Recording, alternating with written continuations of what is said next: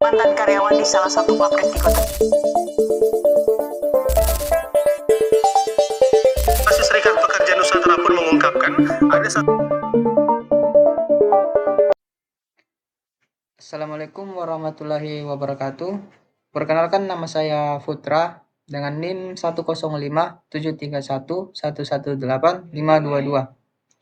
Di sini saya akan mempresentasikan tugas saya yang menjadi tugas final mata kuliah akuntansi manajemen yang berjudul Manajemen Kualitas dan Cara Menghasilkan Produk secara Efisien Melalui Peningkatan Produktivitas. Adapun kasus yang saya ambil yaitu kasus PHK massal di industri tekstil akibat otomatisasi. Nah, di sini saya akan membahas apa sih itu otomatisasi dan dampak-dampak apa saja yang diberikan kepada perusahaan. Nah, langsung saja kita ke pembahasannya. Dalam era globalisasi dan persaingan industri yang semakin ketat, perusahaan dituntut untuk tidak hanya menghasilkan produk berkualitas tinggi, tetapi juga memastikan proses produksi berjalan secara efisien. Manajemen kualitas dan peningkatan produktivitas menjadi faktor kunci yang menentukan daya saing suatu perusahaan di pasar.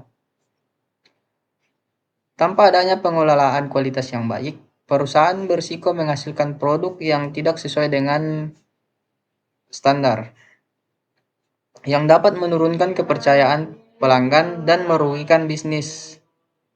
Namun, tantangan utama yang dihadapi perusahaan dalam menerapkan strategi ini adalah bagaimana menyeimbangkan kualitas produk dengan efisiensi produksi.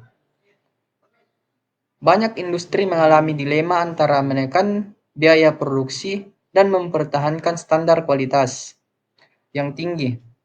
Di sektor tekstil misalnya, penggunaan mesin otomatis dapat meningkatkan produktivitas, tetapi berpotensi menyebabkan PHK massal yang berdampak pada aspek sosial dan ekonomi.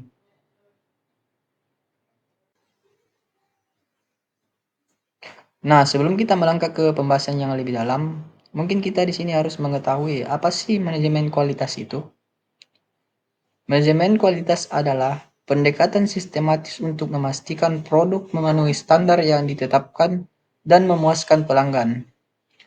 Dalam industri tekstil, penerapan metode seperti define, measure, analyze, improve, dan control dapat membantu mengidentifikasi dan mengurangi cacat produksi. Peningkatan produktivitas melalui otomatisasi dalam industri tekstil melibatkan penggunaan mesin dan teknologi canggih untuk menggantikan tugas manual. Hal ini dapat meningkatkan kecepatan produksi, konsistensi kualitas, dan efisiensi operasional.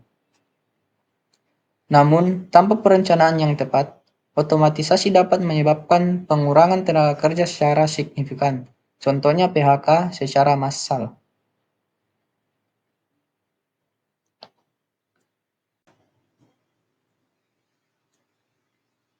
Indonesia dikenal sebagai salah satu produsen tekstil terbesar di dunia, dengan kontribusi signifikan terhadap ekonomi nasional melalui ekspor dan menyediakan lapangan kerja.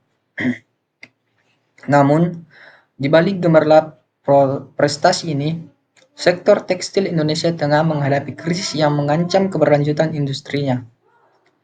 Seperti pada kasus gelombang PHK massal yang terjadi dalam beberapa tahun terakhir, menjadi gambaran nyata dari dilema yang dihadapi oleh sektor ini.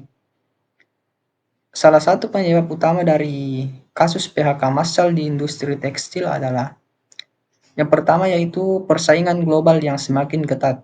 Yang kedua, negara-negara seperti Vietnam, Bangladesh, dan Kamboja menjadi pesaing kuat bagi Indonesia, terutama dalam hal biaya produksi yang semakin rendah atau lebih rendah. Dalam kondisi ini, diperburuk dengan adanya perjanjian perdagangan bebas yang memungkinkan barang-barang tekstil dari negara lain masuk ke pasar Indonesia dengan tarif yang lebih rendah.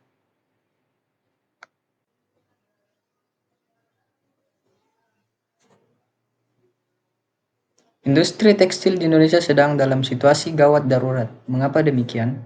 Karena menyusul penutupan puluhan pabrik serta pemutusan hubungan kerja atau PHK, lebih dari 13.000 pekerja karena imbas pasar global lesu dan produk impor dari Cina membanjir. Kata pengamat industri pertekstilan.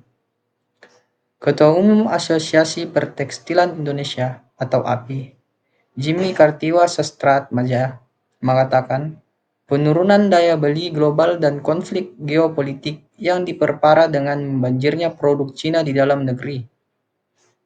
Sayangnya, menurut pengamat industri pertekstilan Rizal Tanzil Rahman, pemerintah Indonesia justru membuka peran impor tanpa mempertimbangkan kondisi industri tekstil nasional yang sudah darurat.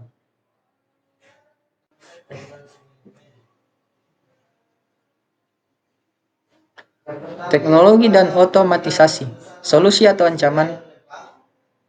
Di tengah gempuran persaingan global, banyak perusahaan tekstil yang mulai beralih teknologi dan otomatisasi sebagai cara untuk meningkatkan efisiensi produksi. Namun, penggunaan teknologi canggih dalam industri ini ternyata menjadi pedang bermata dua. Mengapa demikian? Karena di satu sisi, otomatisasi membantu perusahaan meningkatkan produktivitas dan mengurangi ketergantungan pada tenaga kerja manual. Dan di sisi lain, adopsi teknologi juga mengurangi kebutuhan tenaga kerja, yang mengakibatkan gelombang PHK di berbagai pabrik tekstil. Fenomena ini menimbulkan pertanyaan mendalam tentang masa depan tenaga kerja sektor tekstil.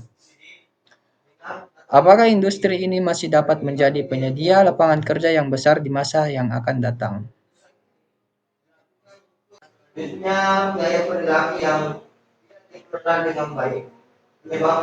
Nah, untuk lebih jelasnya, mari kita mengetahui apa sih itu otomatisasi. Nah, di sini, otomatisasi adalah proses menggunakan teknologi untuk menjalankan tugas atau operasi dengan sedikit atau tanpa campur tangan manusia. Tujuannya adalah meningkatkan efisiensi, mengurangi kesalahan, dan menghemat waktu. Dalam dunia industri, otomatisasi merupakan lanjutan dari mekanisasi, di mana mekanisasi masih membutuhkan operator manusia selama mesin beroperasi atau membutuhkan bantuan tenaga otot manusia agar mampu bekerja. Otomatisasi mengurangi peran manusia dalam hal tersebut. Nah, yang selanjutnya harus diperhatikan yaitu apa sih dampak otomatisasi? Jadi dampak otomatisasi yaitu ada dua. Yang pertama keuntungan bagi perusahaan dan kerugian bagi perusahaan. Nah, keuntungan bagi perusahaan itu ada tiga. Yang pertama produktivitas meningkat. Jadi mesin bekerja lebih cepat dan tanpa henti. Nah, jadi yang dimaksud di sini yaitu mesin bisa bekerja lebih cepat dibanding manusia. Selain itu, mesin tak perlu istirahat, makan atau tidur, sehingga produksi bisa berjalan terus-menerus tanpa henti. Artinya, dalam waktu yang sama, mesin bisa menghasilkan lebih banyak kain dibanding pekerja manusia. Nah, yang kedua yaitu biaya produksi turun. Tidak ada tunjangan, asuransi atau gaji yang harus dibayar seperti kepada pekerja manusia. Jadi maksudnya, jika pekerjaan manusia, perusahaan harus membayar gaji, tunjangan, dan asuransi. Namun, dengan mesin, biaya ini bisa dihemat. Mesin hanya membutuhkan listrik dan perawatan sekali, yang biayanya jauh lebih rendah dibandingkan membayar banyak pekerja setiap bulan. Nah, yang ketiga yaitu kualitas lebih stabil. Jadi, mesin menghasilkan kain lebih sedikit cacat produksi. Nah, yang dimaksudkan di sini, saat manusia bekerja, ada kemungkinan terjadi kesalahan. Misalnya, kain sobek atau pola tidak rapi karena kelelahan. Mesin di sisi lain bekerja dengan cara yang sama setiap waktu dan jarang melakukan kesalahan. Hasilnya, kain yang diproduksi lebih rapi dan lebih sedikit yang harus dibuang karena cacat. Nah, yang selanjutnya yaitu kerugian bagi perusahaan. Ada dua. Yang pertama yaitu pengangguran meningkat. Nah, banyak buruh kehilangan pekerja dan sulit mendapatkan pekerjaan. Nah, di sini diakibatkan karena eh, banyak perusahaan yang menggunakan mesin dalam pekerjaannya. Nah, yang kedua yaitu ketimpangan keterampilan. Nah, banyak pekerja lebih memiliki keahlian di bidang teknologi sehingga sulit beradaptasi dengan era otomatisasi. Nah, selanjutnya yaitu solusi yang bisa diterapkan dari kasus yang sudah dijelaskan, yaitu yang pertama, pelatihan ulang atau reskilling, yaitu program pelatihan digital yang teknis bagi pekerja terdampak. Nah, ini adalah program pelatihan yang bertujuan untuk membantu pekerja yang terdampak oleh perubahan teknologi atau ekonomi agar bisa mendapatkan keterampilan baru di bidang digital atau teknis. Dengan pelatihan ini, mereka bisa beradaptasi dan tetap memiliki pekerjaan di era yang semakin digital. Nah, yang kedua yaitu pergeseran ke pekerjaan yang lebih kreatif, meningkatkan keahlian di bidang desain, manajemen, produksi, dan inovasi produksi. Nah, yang dimaksud di sini yaitu eh, banyak pekerja di masa depan akan memerlukan keterampilan kreatif seperti dalam bidang desain, pengolahan produksi, atau inovasi produk. Jadi, pekerja didorong untuk mengembangkan kemampuan kreatif mereka agar bisa lebih relevan dan kompetitif di pasar kerja. Dan yang ketiga yaitu kolaborasi manusia dan mesin. Daripada menggantikan manusia sepenuhnya, lebih baik jika mereka dikolaborasi ya, atau disatukan.